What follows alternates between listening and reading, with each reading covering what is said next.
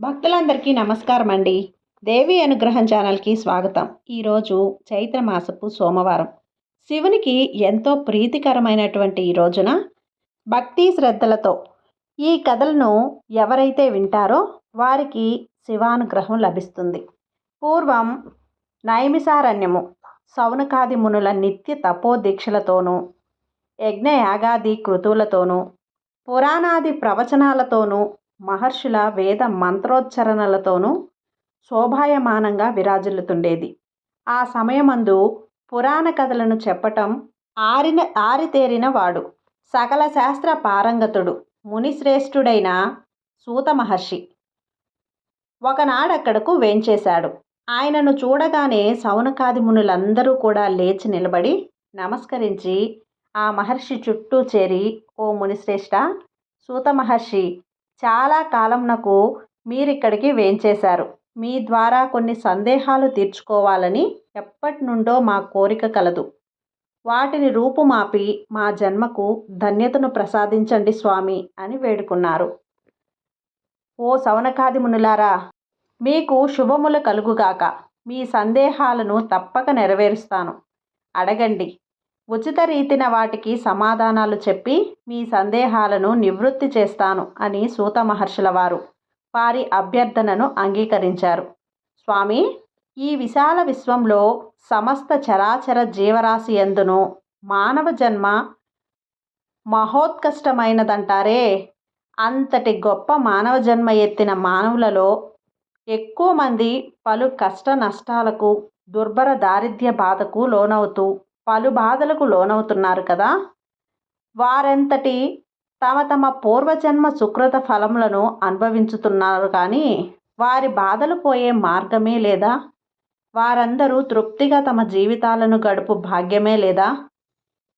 దీనికేదైనా తరుణోపాయం ఉంటే చెప్పండి స్వామి అని ప్రార్థించారు. మునులారా, కలత చెందకండి. మానవులందరికీ కూడా తమ తమ పూర్వజన్మ పాప ఫలితముగా అనుభవించు పలు బాధలను పోగొట్టుకొనుటకు మన శాస్త్రముల యందు కొన్ని మార్గములను నిర్దేశించబడ్డాయి. అందులో శివదేవుని కథ అత్యంత శ్రేష్టమైనది. సోమవారం శివునికి అత్యంత ప్రీతికరమైన రోజు. సోమవారం మిక్కిలి ప్రాశస్తమైనది. సకల జనులకు సకల ఐశ్వర్యాలను ప్రసాదించి సుఖవంతులను చేయు దివ్యమైన వ్రతమది. అదే శివదేవుని వ్రత విధానము. వ్రత కథను చెబుతాను, శ్రద్ధగా వినండి అంటూ చెప్పసాగారు. పూర్వకాలంలో ఆంధ్రదేశాన గౌతమీ తీరంలో ఒక కుగ్రామంలో ఒక నిరుపేద బ్రాహ్మణుడు నివసిస్తుండేవాడు. అతని పేరు శివయ్య. ఆయన భార్య పేరు రాజేశ్వరి. వాళ్ళు కడు నిరుపేదలు. చాలా కాలానికి ఆ దంపతులకు ఒక కొడుకు, ఒక కూతురు జన్మించారు. ఆ దంపతులు వారిని అల్లారు ముద్దుగా పెంచుకుంటున్నారు. కానీ దారిద్ర్యం వల్ల ఆ బిడ్డల్ని సరిగ్గా సాకలేకపోతున్నామేమో అని ఆ దంపతులు నిరంతరం బాధపడుతూ ఉండేవారు. రాను రాను ఆ బిడ్డలు పెరిగి పెద్దవుతున్నారు. వారి ఆలన పాలన, ముద్దు మురిపాలు తీర్చుకునేంత స్తోమత రాను రాను దుర్భరమైపోసాగింది. ఒకనాడు ఆ దంపతులు తమ దుస్థితిని గురించి బాధపడుతూ ఉండగా శివయ్య భార్యతో, ఈ దారిద్ర్య అవస్థ భరించలేకున్నాము.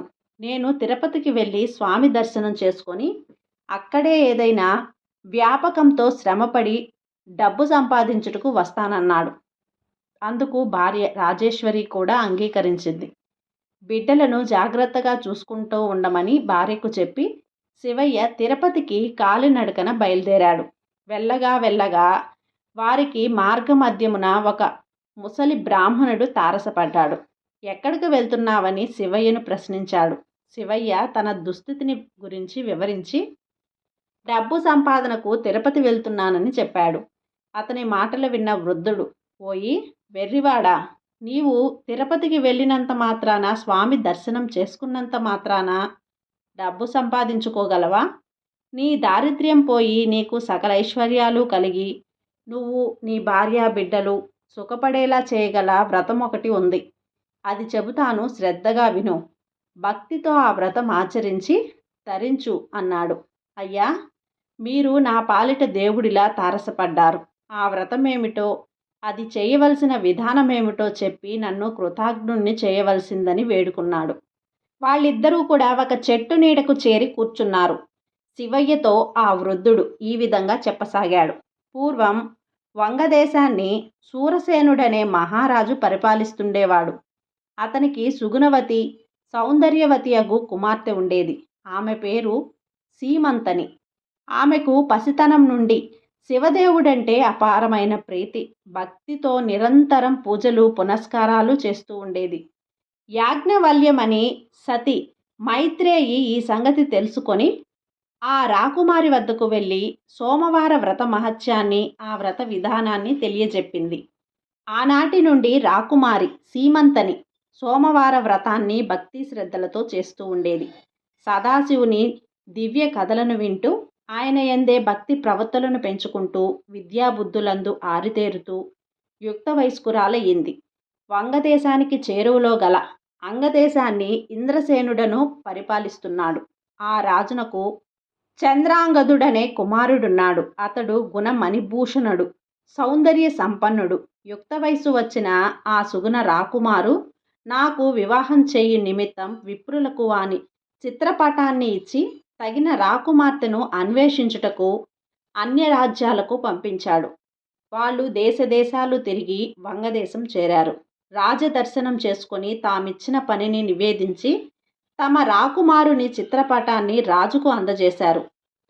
రాజు ఆ పటాన్ని అంతఃపురంలో రాకుమార్తెకు చూపించుటకై పంపించాడు. ఆ పటాన్ని చూసిన రాకుమారి సీమంతని తన అంగీకారాన్ని తెలియజేసింది. ఇరు వర్గాల వారు ఎంతగానో ఆనందించారు. ఒకానొక శుభదినాన వారి వివాహం చేశారు. ఆ దంపతులు అన్యోన్య రాగంతో జీవిస్తున్నారు. అన్యోన్య రాగాలతో జీవిస్తున్న ఆ దంపతుల జీవితంలో విధి వక్రీకరించింది. ఒకనాడు చంద్రాంగదుడు తన మిత్రులతో కలిసి నౌకా విహారానికి బయలుదేరాడు. కొంత దూరం పోయేసరికి ప్రకృతి తన ప్రళయ రూపాన్ని చూపింది. తీవ్రమైన పెను తుఫాలులతో, గాలులతో, సుడిగాలులతో, సుడిగుండాలతో సముద్ర కెరటాలు ఊవెత్తున లేస్తూ సముద్ర జలాన్ని అల్లకల్లోలం చేయసాగాయి. ఆ సముద్రం పెను తుఫానులో చంద్రాంగదుడి నౌక చిక్కుకుపోయి అతలాకుతలమై మునిగిపోయింది. ఆ నౌకలోని వారందరూ కూడా నీటిలో మునిగిపోయి ఆర్తనాదాలు చేస్తూ అసూలు బాశారు. చంద్రాంగదుడు మాత్రం తనకు దొరికిన చిన్న కొయ్యి ముక్కను పట్టుకొని ప్రాణరక్షణకై పలు ప్రయత్నాలు చేయసాగాడు. ఇంతలో అతనికి కొంత దూరంలో మనిషి తలతోనూ పాము శరీరంతోనూ ఉన్న నాగకన్య కనిపించింది. ఆమె ముఖం అద్భుత సౌందర్యంతో విరసిల్లుతూ వర్ణింపవలసిన జాడకాని అందంతో వెలిగిపోతున్నది. చంద్రాంగదుడికి ఆమె ముఖం అత్యంత ఆకర్షణీయంగానూ, శరీరం మాత్రం మిక్కిలి భయంకరంగానూ తోచింది. ఏం చేయటానికి తోచక అట్లే చూస్తూ ఉండిపోయాడు. ఆ నాగకన్య చంద్రాంగదుణ్ణి తన తోకతో చుట్టి పట్టుకొని తన నాగలోకానికి తీసుకెళ్ళింది. తన ప్రభువైన తక్షకుని ముందు నిలబెట్టింది. అంతటా తక్షకుడు, నాగకుమారి, ఎవరి రాకుమారుడు? ఎందుకు నా ముందు నిలబెట్టావు? నీవేమైనా ఇతనిని ప్రేమించితివా అని ప్రశ్నించి తన దివ్య దృష్టితో చంద్రాంగదుని వృత్తాంతమంతా కూడా పూర్తిగా తెలుసుకున్నాడు. అంతటా నాగకన్యతో, ఓ నాగసుందరి, ఇతడు సామాన్యుడు కాడు, మహాపతివ్రతయగు సీమంతని యొక్క భర్త. ఆ మహాపతివ్రత యొక్క పాతివత్య మహిమ వలన ఇతడు ఇంకా కూడా చావక మిగిలిపోయున్నాడు. ఆమె నుండి మనకు ముప్పు రాకముందే నీవితనని సజీవంగా తీసుకెళ్లి భూలోకంలో విడిచిపెట్టి రమ్ము. ఆమె సోమవార వ్రత నిరుతరాలు, శివభక్తు అయినందువలన మనకు చిక్కిన ప్రాణాలతో ఉన్నాడు. ఇంకా ఇతనిని భూలోకంలో విడిచిపెట్టిరా అని నాగకన్యను ఆజ్ఞాపించాడు. వీరి మాటలు వింటున్న చంద్రాంగదుడు ఏమీ పాలుపోక బిత్తరపోయి చూస్తున్నాడు. వానిని చేరి, రాకుమారా, కలవరపడకు. నీ భార్య భక్తి వలన నీవు ప్రాణాలతో మాకు చిక్కావు. నీవు చనిపోయి ఉంటావనుకున్న నీ భార్య నమ్మలేక నువ్వు వస్తావని నిరీక్షిస్తున్నది. నిన్ను నీ రాజ్యానికి చేరువలో భూమిపై విడిచిపెడతారు. వెంటనే బయలుదేరు అని అతనికి అమూల్యమైన కానుకలిచ్చి సాగనంపాడు తక్షకుడు. సీమంతని తన భర్త వెళ్ళిన నౌక మునిగిపోయిందని, అందరూ చనిపోయారని విన్నా కానీ తన భర్త ఇంకా బ్రతికే ఉన్నాడన్న నమ్మకంతో, అతడు క్షేమంగా తిరిగి రాగలడు అనే నమ్మకంతో శివదేవుణ్ణి ప్రార్థిస్తూ ఎదురుచూస్తున్నది. ఎంతకు భర్త చాడ తెలియక, హే జనని పార్వతీదేవి, మమ్మల్ని నిరంతరం పూజించినందుకు ఇదేనా మీ కరుణ? నా భర్త ఎక్కడ ఉన్నా ఎలా ఉన్నా సత్వరం ఇక్కడకు చేర్చి నన్ను నా మాంగల్యాన్ని కాపాడవలసిందని అహోరాత్రులు అన్నాహారాలు ముట్టకుండా శివదేవుని ఆరాధన చేస్తున్నది. ఒకనాటి రాత్రి పార్వతీదేవి ఆమెకు కలలో సాక్షాత్కరించి, సీమంతని, కలవరపడకు, నీ భర్త సజీవుడై ఉన్నాడు, అతి త్వరలో నీ చెంతకు రానున్నాడు అని చెప్పి అంతర్ధానమయ్యింది. కలలో అందున ప్రాతకాలపు స్వప్నంలో దేవి సాక్షాత్కరించి పలికిన పలుకులు వృధా కావని ధైర్యం తెచ్చుకొని భర్త కొరకు ఎదురు తన్నులు చూస్తూ ఉన్నది. ఆ మర్నాడు ఆమె సోమవార వ్రతమాన్ని ఆచరించి ప్రసాదాన్ని కళ్ళకద్దుకునే సమయానికి చంద్రాంగదుడు మణిమణియ రత్నాలతో ఆమె కనుల యందు సాక్షాత్కరించాడు. దేవి, నీ వ్రత మహత్యం వల్లనే బ్రతికి బయటపడ్డాను. నాగకన్యలు నన్ను రక్షించి తమ రాజు వద్దకు కానీ పోనీక ఆ మహనీయుడు నీ ఉదాంతమంతాయు తన దివ్య దృష్టితో చూసినవాడై వారిని హెచ్చరించి అపూర్వమైన కానుకలతో నన్ను భువికి సాగనంపాడు అని చెప్పాడు. ఓ విప్రోత్తమా, వింటివి కదా శివదేవుని వ్రతమహిమ. నీవు నీ గ్రామానికి వెళ్ళి నీవు నీ భార్య సోమవార వ్రతమును శివదేవుని ఆరాధన చేసి మీ ఇతిబాధలు తప్పించుకొని సుఖశాంతులతో సిరి సంపదలతో వర్ధిల్లవలసింది అన్నాడు. అయ్యా, ఆ వ్రత విధానమేమిటో చెప్పి నన్ను కృతజ్ఞుణ్ణి చెయ్యండి అని శివ ఉదయమే లేచి స్నానం చేసి గృహాన్ని ముగ్గులతో తీర్చిదిద్ది ఈశాన్య భాగాన పీఠంపై శివదేవుని పటాన్ని ఉంచి దీపాన్ని వెలిగించి అష్టోత్తర శతనామాలతో మారేడు దళాలతో శివుణ్ణి ఆరాధించి కొబ్బరికాయ కొట్టి ధూపదీప నైవేద్యాలు ఉంచి కొబ్బరి ముక్కలతో పంచదార కానీ బెల్లం స్వామికి నివేదించి కథ చెప్పుకొని ఆ ప్రసాదాన్ని అందరికీ పంచిపెట్టి మీరు కళ్ళు అద్దుకొని తీసుకోవాలి. ఇలా 3 సోమవారాలు భక్తి శ్రద్ధలతో శివదేవుణ్ణి ఆరాధించాలి. వ్రతలోపమన్నను భక్తి లోపం ఉండరాదు అని చెప్పి ఆ వృద్ధ విప్రుడు అంతర్ధానమయ్యాడు.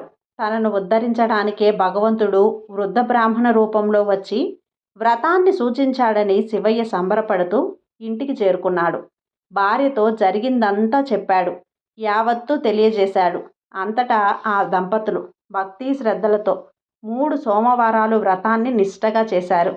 ఇరుగు పొరుగు వారికి ప్రసాదం పంచిపెట్టారు. సిరి సంపదలు కలిగి ఇతి బాధలు తొలగి శివయ్య దంపతులు సుఖంగా జీవిస్తున్నారు. కాలక్రమేణా ఏటేటా చేసుకునే ఆ శివదేవుని వ్రతం పట్ల వారికి అశ్రద్ధ కలిగింది. శివదేవుని కరుణ తొలగింది. శివయ్య పూర్వపు స్థితికి వచ్చి ఆయా వారం చేసుకుంటూ జీవిస్తున్నాడు. అలా యథాప్రకారం ఆయా వారం చేసుకుంటూ శివయ్య ఒకనాడొక ఇంటి ముందు ఆగి భవతి భిక్షాందేహి అన్నాడు. ఆ మాటలకు, అయ్యా, ఈరోజు మేము శివదేవుని వ్రతం చేసుకుంటున్నాము. పూజ పీటల మీద ఉన్నాం. లేచి రావటం కుదరదు. ఈ పూటకు వెళ్ళి రేపు రండి అని చెప్పింది. ఆ పలుకులు విన్న శివయ్య తాము శివారాధనను మరిచి అపచారం చేశామని గుర్తు తెచ్చుకున్నాడు. తిన్నగా నదికి వెళ్ళి స్నానం చేసి ఇంటికి వచ్చి పూజాపీఠంపై కూర్చొని శివదేవుని పూజ చేశాడు. అపచారం మన్నించమని వేడుకున్నాడు. పూజానంతరం కథ చెప్పుకుంటూ కథ వినటానికి రావలసిందని భార్యను పిలిచాడు. అలసి ఉన్నాను, బద్ధకంగా ఉంది, వేళాపాలా లేని ఈ పూజలేమిటి, మొండిగా మాట్లాడింది. ఆ మాటలకు శివదేవునకు ఆగ్రహం వచ్చింది. అందువల్ల ఆమెకు చూపు మందగించింది. ఇది గమనించిన శివయ్య భార్యను మందలించి, చూశావా, శివదేవుని పట్ల మనం నిర్లక్ష్యం చూపటం వల్ల మనకెటువంటి దుస్థితి సంప్రాప్తించిందో ఆయన పట్ల అపచారం అలక్ష్యం పనికిరాదు. లేచి ఈరోజైనా పూజా కథా శ్రవణం విను, కాదనకు అని హెచ్చరించాడు. ఆమెకు జ్ఞానోదయమయ్యింది. ఆనాటి నుండి క్రమం తప్పకుండా శివదేవుని వ్రతం చేసుకుంటూ కథ చెప్పుకుంటూ ఉండేవారు. ఇరుగు పొరుగు వారు కూడా వ్రత మహత్యాన్ని తెలుసుకొని భక్తితో ఆరాధిస్తూ ఉండేవారు. శివదేవుని వ్రతాచరణ వలన అందరూ సుఖజీవులై తరించసాగారు. కావున ఈ వ్రత కథ చదివినా విన్నా వారందరికీ కూడా శివుని కరుణ కలిగి సకల ఐశ్వర్యాలు పొంది తరిస్తారని సూత మహర్షుల వారు సౌనకాది మునులకు బోధించారు. మీరు కూడా ఈ కథ మీకు నచ్చినట్లయితే లైక్ చేసి సబ్స్క్రైబ్ చేయండి ఫ్రెండ్స్. మరికొంతమంది భక్తులకు షేర్ చేయండి. సర్వే జన సుఖినో భవంతు.